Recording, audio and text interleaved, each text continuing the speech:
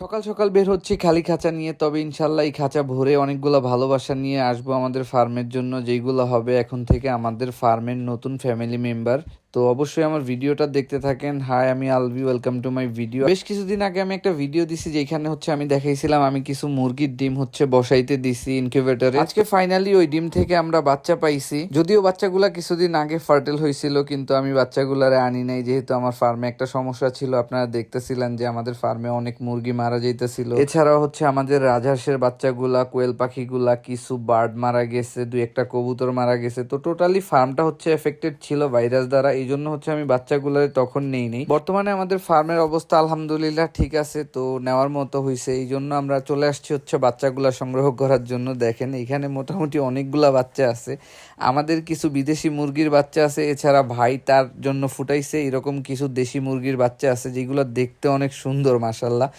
তো ভাই হচ্ছে আমাদের যে বাচ্চাগুলো আছে বিদেশি মুরগি, ফেন্সি মুরগির বাচ্চাগুলো, এইগুলো হচ্ছে আলাদা আলাদা করে দেখাইতেছে যে এইগুলো হচ্ছে আমাদের বাচ্চা আর ওইগুলো হচ্ছে ওনার। তো উনি হচ্ছে সব কটা বাচ্চারে রাখতেছিল মাশাল্লাহ। এখানে সব হচ্ছে সিল্কির বাচ্চা, একটা হচ্ছে ব্ল্যাক সিল্কির বাচ্চা, যেটা হচ্ছে আমাদের খুবই পছন্দের একটা মুরগি, যেটা কিনা আমরা কিছুদিন আগে ভাইরাসের কারণে হারায় ফেলছি। যাক আলহামদুলিল্লাহ একটা বাচ্চা তোর পাইছি, তো এই বাচ্চাটার ইনশাল্লাহ আমরা বড় করব। তবে আমরা কোচিং মুরগি থেকে কোনো বাচ্চা বের করতে পারি না, এটার কারণটা কি আমি বুঝলাম না। আমি এছাড়া যেই কয়জনের ডিম দিছি আলহামদুলিল্লাহ সবাই বাচ্চা পাইছে, আমি ব্যতীত। আমাদের কোচিং মুরগির একটা ডিমও ফার্টেল হয় নাই। আমি 8টা ডিম দিছিলাম, যেখান থেকে আমি একটাও বাচ্চা পাই নাই। তো কি করার, মন খারাপ করে লাভ নেই, ইনশাল্লাহ নেক্সট টাইম পাবো। এছাড়া হচ্ছে আমি 2টা ডিম দিছিলাম হয়তো কাদাকনাথের, ওই কাদাকনাথের 2টা ডিম থেকে নাকি একটা বাচ্চা ফুটছে আর একটা বাচ্চা নষ্ট হয়ে গেছিল। যাই হোক, আমাদের একটা বাচ্চা যে পাইছি এতেই আমরা খুশি, কারণ হচ্ছে ওদের প্যারেন্টস গুলা এখন আর আমাদের মাঝে নাই। ওদের বাবা মা যা ছিল তারা সব হচ্ছে মারা গেছে, আপনারা জানেন ওই ভাইরাসের কারণে। তো আমার বারবার এটা রিপিট করতে হইতেছে, আমার খুবই খারাপ লাগতেছে, কিন্তু করার কিছুই নাই, আপনাদের বোঝানোর স্বার্থে এগুলো বলা হইতেছে। আমি যে ভুলটা করছি আশা করি আপনারা কেউ এই ভুলটা করবেন না। কখনো যদি অ্যানিমেল বাইরের থেকে আনেন তখন হচ্ছে ওরে প্রপার একটা হচ্ছে কোয়ারেন্টাইন মেনটেন করে তারপর হচ্ছে আপনার যে অ্যানিমেলগুলো থাকবে ওদের সাথে রাখবেন, তার আগে কখনোই রাখবেন না। আমার একটা ভুলের জন্য আমার ফার্ম শেষ হইতে হইতে বাইচে গেছি আমি, আলহামদুলিল্লাহ।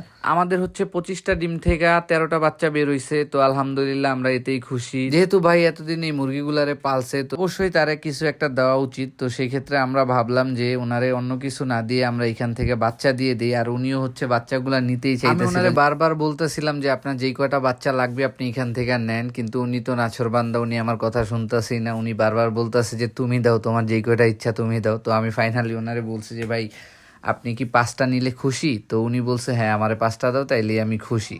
তো তারপর ওনারে আমি ওইখান থেকে 5টা বাচ্চা দিয়ে দিলাম। আর এইখানে হচ্ছে একটা বাচ্চা আমার খুব ভাল লাগছে, ওই বাচ্চাটা ওনার থেকে আমি কিনে নিলাম। তো বাচ্চাটা আমি একটু দেখাই, এটা হচ্ছে একটা ইউনিক বাচ্চা। দেখেন এটা হচ্ছে একটা গলাছিলা মুরগির বাচ্চা। গলাছিলা মুরগি আমার খুব পছন্দের, এই জন্য হচ্ছে ওরে আমরা নিয়ে নিছি। তো হচ্ছে আমাদের যেই সিল্কির বাচ্চাগুলো আছে এই বাচ্চাগুলোর সাথে ও বড় হইতে থাকবে। তারপরে ও ফাইনালি যদি মেল হয় তাহলে ওর জন্য একটা ফিমেল আনবো, আর যদি ও ফিমেল হয় তাহলে ওর জন্য একটা মেল নিয়ে আসবো। মুরগির বাচ্চা ছাড়াও আমাদের বেশ কিছু ডিম বসানো আছে বাইরের ইনকিউবেটারে, যেগুলো হচ্ছে আমরা আজকে একটু চেক দিয়ে যাব যে ওই ডিমগুলার কি অবস্থা। প্রায় হচ্ছে আমরা 70টার মতো ডিম দিয়ে দিছি এইবার ফুটানোর জন্য। আশা করি এবার আমরা একটা ভালো অ্যামাউন্টের বাচ্চা পাবো, যেটার জন্য আমরা দীর্ঘদিন ধরে অপেক্ষা করতেছি। তো এখানে দেখেন আমার ডিম ছাড়াও অন্যান্য অনেক ডিম এখানে বসানো আছে, ভাই হচ্ছে বসাইতে দিছে। ও বিশেষ করে আমরা 4টা টার্কির ডিম দিছি, যেইগুলো এখন পর্যন্ত জমে নাই, কিন্তু এবার নাকি আমাদের ডিমের পার্সেন্টেজ খুব ভালো, ফার্টেল হওয়ার চান্স অনেক বেশি আছে।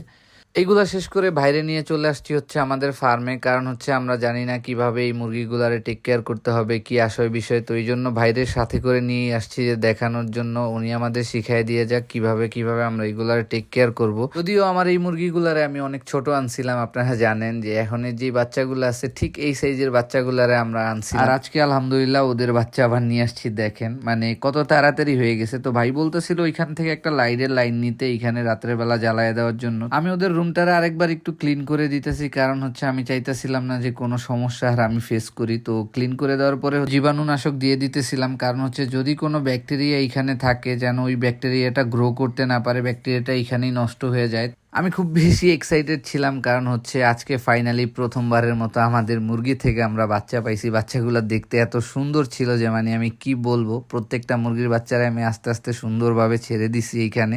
তো ওদের ফাইনাল লুকটা একটু দেখেন, মাশাল্লাহ ওদের দেখতে কত সুন্দর লাগতেছে। তো গলাছিলা মুরগিটা হচ্ছে বিশেষ করে আমার খুব বেশি পছন্দের, এই জন্য ওরে একটু বেশি দেখাইতেছি। সবাই ওদের জন্য দোয়া করবেন। আজকের ভিডিওটা এই পর্যন্তই, আল্লাহ হাফেজ।